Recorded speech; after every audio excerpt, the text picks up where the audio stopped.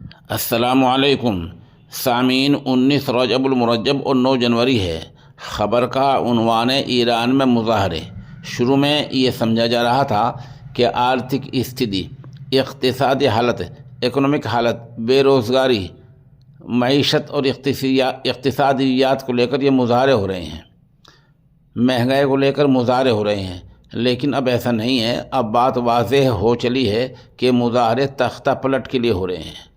ایرانی جو اقتدار میں لوگ ہیں، خامنئی اور دوسرے لوگ، انہوں نے واضح طور پر کہا ہے کہ اس مظاہرے کے پیچھے امریکہ اور اسرائیل کا ہاتھ ہے اور وہ تختہ پلٹ کی کوشش کر رہے ہیں۔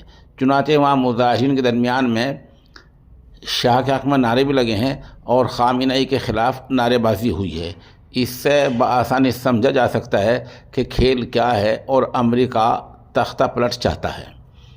حل کیا ہے؟ مسائل تو پیدا ہوتے رہتے ہیں۔ حل کیا ہے؟ جو حل ہے، حل کیا ہے؟ حل یہ ہے کہ ایران، سعودی عرب کے جو ممالک ہیں، مملکت سعودیہ ہیں، قطر ہے، خود سعودیہ ہے اور دوسرے 50-54 ملک ہیں، ان سے اتحاد بنا کر رکھیں۔ لیکن یہ ہوتا نہیں۔ یہ ملک جب طاقت میں آتا ہے تو ان لوگوں سے بگاڑ لیتا ہے، کچھ نہ کچھ ایسا کر دیتا ہے جس سے وہ بگڑ جائیں۔ اگر اخلاص کے ساتھ، نیک دلی کے ساتھ، مسلم ممالک کے ساتھ مل کر چلے تو ایسے حالات کیوں دیکھنے پڑے؟